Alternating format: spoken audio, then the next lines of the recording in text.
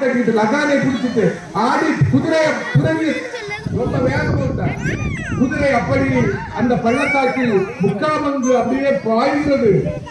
நீதி அவர் அங்கிருந்து கீழே குதிரை விழுது. ஆனா அவர் அங்கிருந்து பாவி அடுத்த கரையில் விழுறார். அருமையான மாணவர்களே, இப்படிப்பட்ட ஒரு பெஞ்சில் அழுத்தம் இருக்க வேண்டும், வாழ்க்கை இருக்க வேண்டும். அருமையான மாணவ செல்வங்களே, ஒரு பூனை கேட்டியா? அந்த பூனை ஒரு பூனை அப்படியே மீசையை முடிக்கிட்டு மியாவிட்டு இருக்கு.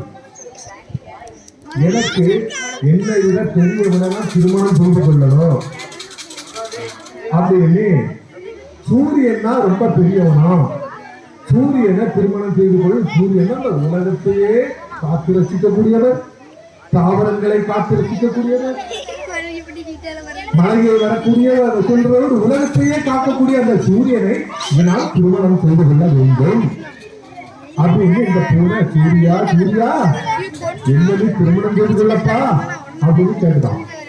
அப்ப சூரியன் சொல்றான், எந்த உண்மை நான் திருமணம் செய்து கொள்ளணுமா, ஏன் இப்படி ஆசைப்படுறேன்னு சொன்ன எந்த ஸ்கூல்லையுமே எங்க மனசுல யாருமே பாஸ் ஆகல. இதான் ஃபேக்ட் இல்லைன்றீங்க யாராவது?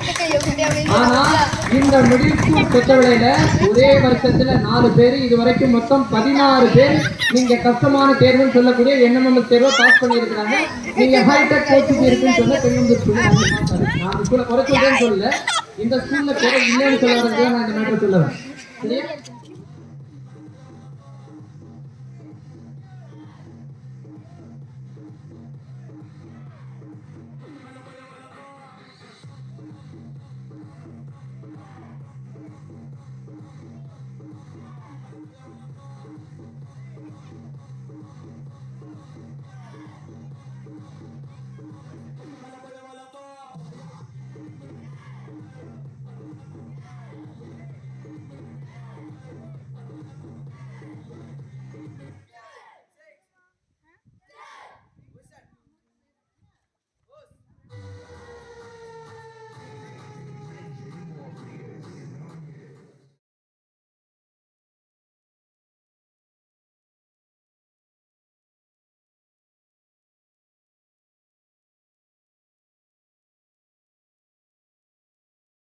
First prize is Judiciya, second prize L. Sivarakshana, third prize R.P.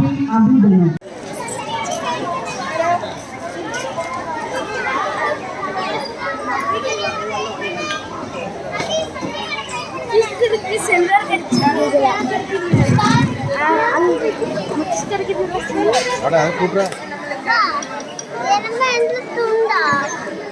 சின்ன பிள்ளைங்க தூண்டாப்பா